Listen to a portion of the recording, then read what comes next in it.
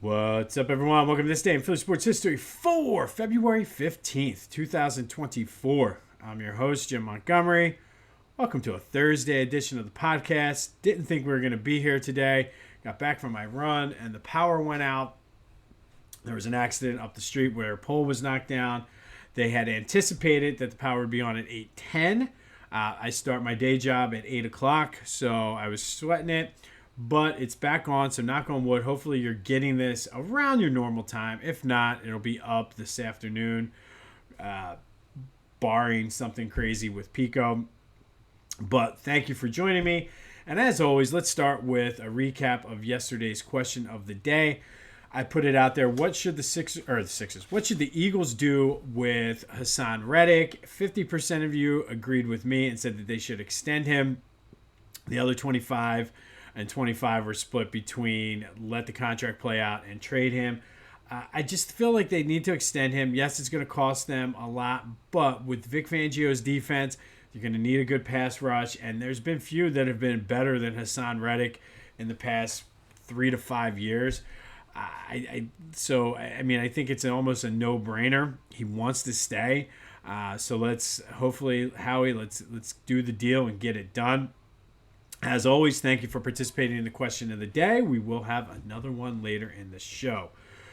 Couple of quick housekeeping notes. I mentioned yesterday the future of Back to the Future and how I'm semi-retiring it because a lot of the topics were overlapping, and you probably have noticed that this podcast has been getting a little bit longer, going deeper into some of the historical stuff.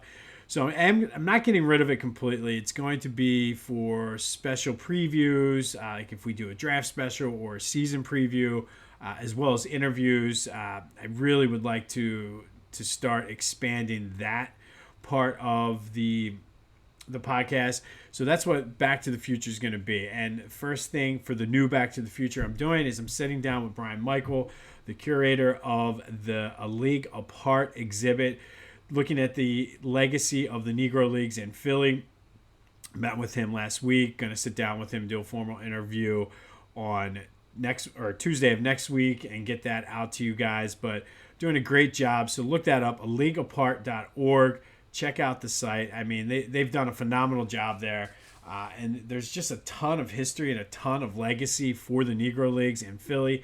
Great tie-in with Black History Month. But truthfully, it's not even as much Black history as it's just the history of baseball in Philly and just how much those Negro League teams and those pioneers have meant to the future of the game. And they do a good job of outlining the timeline and how it impacted and different things like that. So definitely check them out, aleagueapart.org, and we will have more with Brian next week. So stay tuned for that.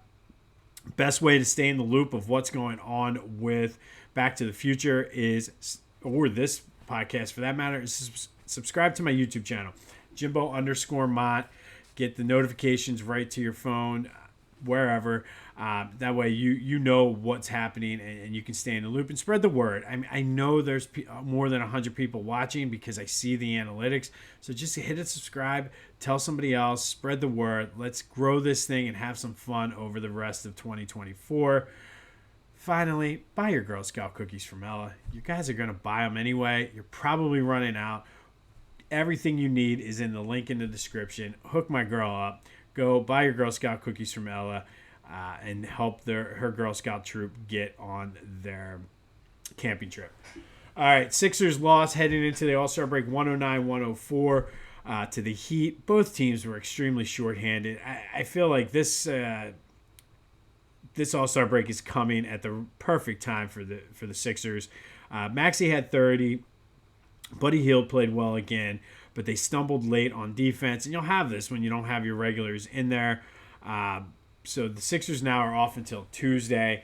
And like I said, everybody rest up, get healed up. Hopefully we get a good update on Joe and we can move on to wherever they're going to end up moving on to this year. One thing I wanted to mention was Buddy Hield, during one of his interviews this week, it might have been after the game yesterday, talked about just how fun it is to play for Nick Nurse and how it really opens up his game, and we've talked a lot about this. He puts the players in a better position. The old Andy Reid adage, but Nick Nurse actually follows through and puts his players in a position to be successful. And I think that, to be honest, bodes well as long as everything goes well with Buddy and he fits in and plays well. It bodes well for him wanting to come back and sign as a free agent this year, which, again, I've been wanting him for years now. So the fact that he's on the team and actually is enjoying playing for our coach, I think that's going to bode well come the offseason. So stay tuned for that. Flyers looking for their 5th straight tonight in Toronto. They have that big game looming on Saturday against the Devils up in MetLife Stadium. Prime time under the lights. Looking forward to that. Phillies had their first full pitchers and catchers workout yesterday, and Zach Wheeler came in ready to go, looked sharp, and said he is willing and ready to talk with the Phillies about an extension. So that bodes well. Obviously, I think it's going to be beneficial for both of them. But the Phillies pitching staff, they've added a couple pieces like under the radar for the minors, and I think you have with pitching staffs, you have your core guys, but what you really need is those random guys you need for games in July when the starter gets rocked and you need somebody to come in and eat up innings. And I feel like they've done a good job this offseason of picking up guys and pieces that have those options that they can go back and forth between the minors and majors. They can come in and just eat up innings, and that's going to be huge. Apparently, Tawan Walker is coming in focused, said he's on the same page with Rob Thompson after his tweet after the NLCS last year.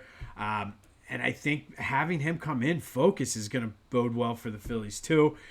All of that leads us, though, to today's question of the day. And there's been a lot of talk about them adding a 5th starter to kind of give some competition to Christopher Sanchez and Ranger Suarez. But as of right now, February 15th, how are we feeling about the Phil's pitching staff? On paper, they have one of the best pitching staffs front to back of anybody in the league, which they're going to need if they want to compete for a division title. Excuse me. If they want to compete for a division title with the Braves. So how are we feeling? Do you think they're good as is? Would you like to see them add another starter? Would you like to see them add some bullpen depth? Or is there anything else you'd like to see? 267-495-8531. Get you in on the voice and text line. Let me know, how are we feeling about the pitching staff? Good as is? Do they need to add another starter? Or do they need to add another piece to the bullpen? 267-495-8531. Get you in. While you're getting your voice heard on the voice and text line, do a little shopping. Go to phillygoat.com. Get geared up for Philly season. They have those Fanatic shirts that I told you about. They have all kinds of Bryce Harper shirts and stickers. They have the Ring the Bell, High Hopes. And then on top of it all, they have those great shoes to match. You get the Schmitties or the Fans. I'm telling you, go check it out. phillygoat.com. Use the promo code Jim Montgomery for 10% off your order. I'm telling you, you will not be disappointed. Time to get geared up and then buy some Union stuff as well. And a lot of the cool thing is a lot of the Philly stuff, if you get the right color scheme, can double as Sixers stuff. So my Ring the Bell shirt, I wear to Phillies games, but I can also wear it to Sixers games too. Go to phillygoat.com. See for yourself. They have the selection. That's phillygoat.com. Promo code Jim Montgomery for 10% off your order. A couple quick Eagles notes. They signed Julian Okwara from the Lions. He's a linebacker / defensive end. Good, no risk, no high reward sort of signing. He did not get re-signed. He was on the practice squad for the Lions. Has some potential. 9 career sacks. He was a 3rd-round pick out of Notre Dame. Good, solid college career. Just had some issues with staying healthy. So this is one of those under-the-radar moves that Howie does at this time of the year that all of a sudden you're like, oh, yeah, we got that guy. Same thing with Isaiah Rodgers. So I like the direction we're going because once Isaiah Rodgers is reinstated, it's going to be good. I mean, and he might not pan out to be nothing, but you got a guy that's hungry. we'll see. And these, like I said, these are the pieces and moves that Howie makes that usually end up being home runs for him. So something to keep an eye on. I know it's early, and if he was that good, Detroit wouldn't have let him go. But I don't know. Like I said, Howie knows we have a need there, so I don't mind it.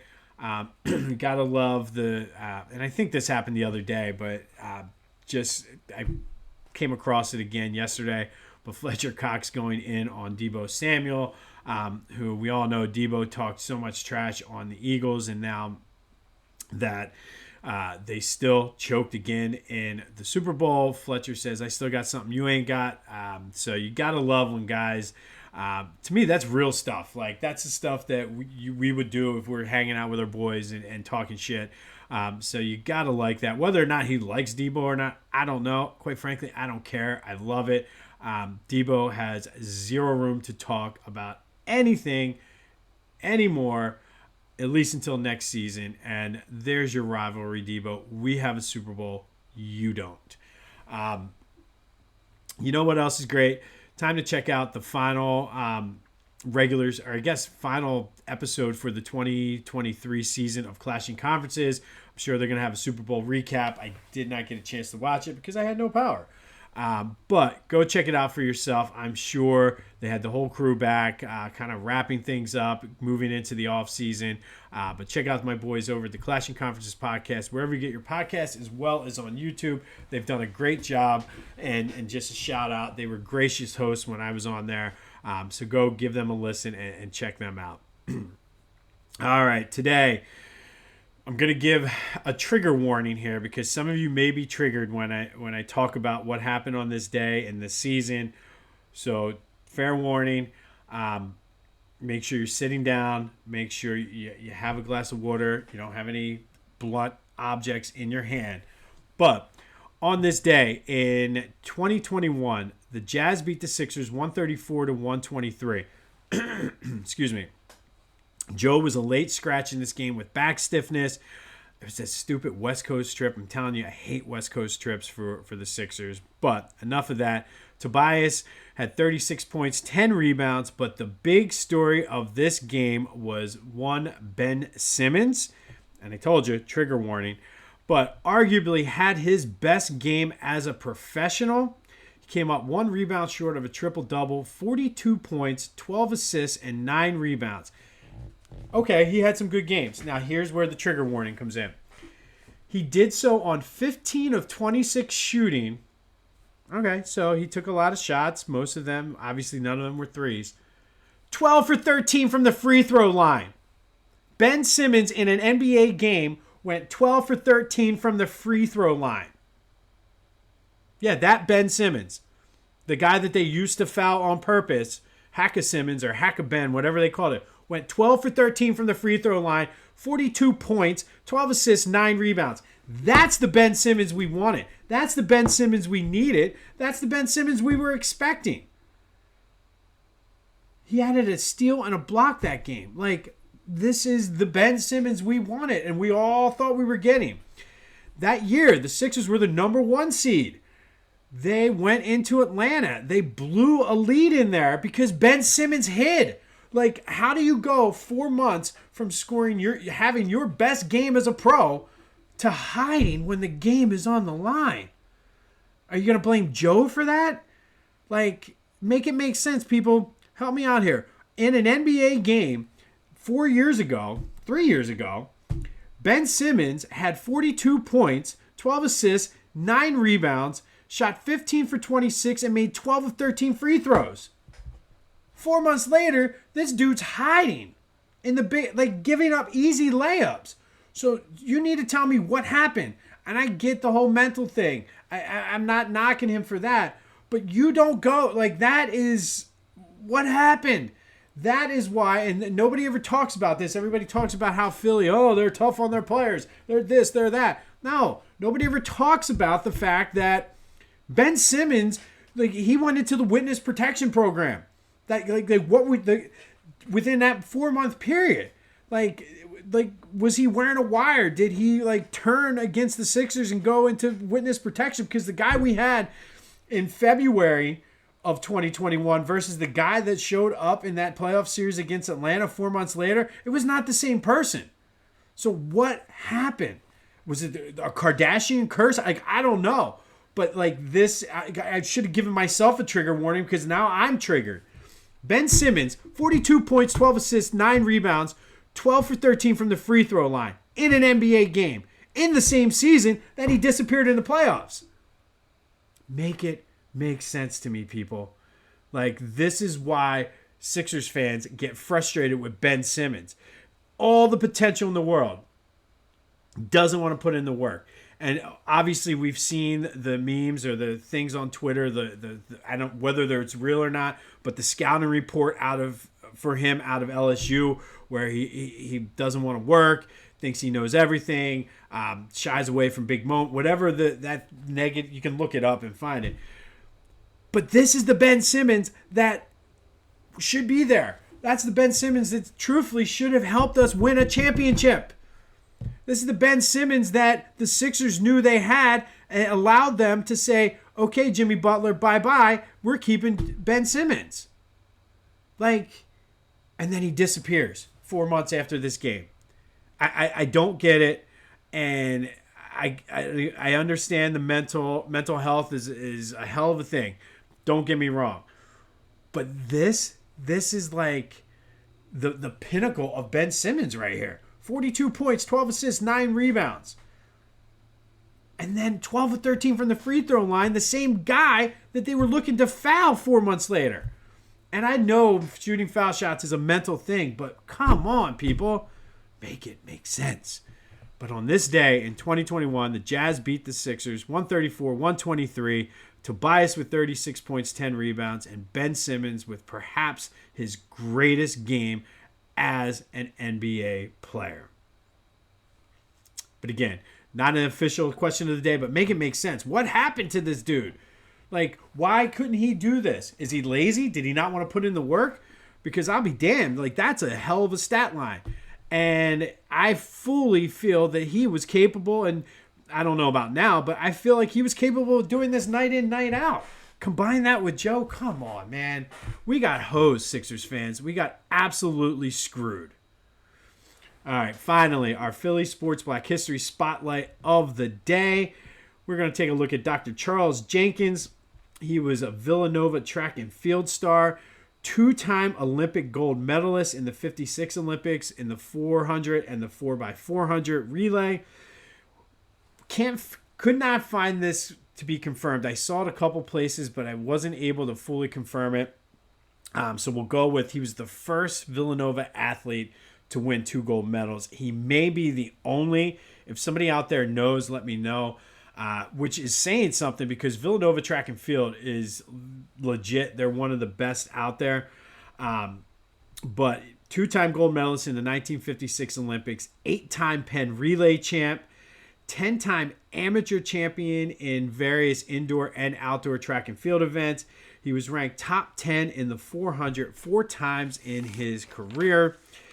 He succeeded after his racing career was over. Succeeded legendary track coach Jumbo Elliott as the Villanova track coach. Went on to win 9 Big East championships in indoor, outdoor, and cross country. His son, who was one of the guys he coached, won a gold medal in 1992, and they became the first father-son to win gold medals in the same event, which was the 4x400 relay. His son, I believe, was an alternate, and I don't know if that meant he raced in one of the preliminaries or however that worked, but they became the first father-son duo to win a gold medal in the same event in the Olympics. Just one of the best to ever do it. He's in the Penn Relays Wall of Fame, Philadelphia Sports Hall of Fame, the U.S. Track and Field Hall of Fame. Did it on the track, off the track as a coach. Just one of, and to be a legend at Villanova for track and field is pretty good. To be one of the best is even better. And that is Dr. Charles Jenkins, today's Philly Sports Black History Spotlight. 2-time gold medalist. multiple time champion in multiple events in indoor and outdoor track, and then had great success as a coach as well. So shout out to you, Dr. Jenkins, as today's Philly Sports Black History Spotlight of the Day. On this day back in 2021, Sixers lost to the Jazz, and you know how I feel about it. Ben Simmons had his best game of his career, and then completely went into the witness protection 4 months later. Be sure to check out my boys over at the Clashing Conferences. Sixers on a much-needed break. Good luck to the Flyers tonight. Pitchers and catchers, day 2. Let's see. This, like, just the sound. And this is one of my favorite things about spring training is when they show the videos and you just hear that pop in the glove. We were having a catch the other day with my kids, and just like the pop of the glove. There's just something about that. And yes, I'm looking out my window now and there is snow on the ground, but there's just something that just makes you feel good and like alive and spring and all good, like rebirth, reborn. It's just like the sound. And I feel like you can, if you're visualizing this, I'm sure you're like me, you can smell this vision, just the sound of the glove. And if you ever play baseball, you know that smell of the leather. And yes, I know I need a Baba Booey or a Fred Nars because that I didn't make the sound there of the pop. There you go. But there's just something about that. Looking forward to it. The snow will melt, I promise. But this has been This Day in Philly Sports History. Be sure to let me know your answer to the question of the day. How you feeling about the Phillies pitching staff? Do they need a starter, a reliever? Or are you good going into the season as is? It's going to be chilly, but again, just think that pop. The pop, the sound of the ball hitting the glove. This has been This Day in Philly Sports History. I'm Jim Montgomery. Go have yourselves a Thursday. And until next time, I'll see you when I see you.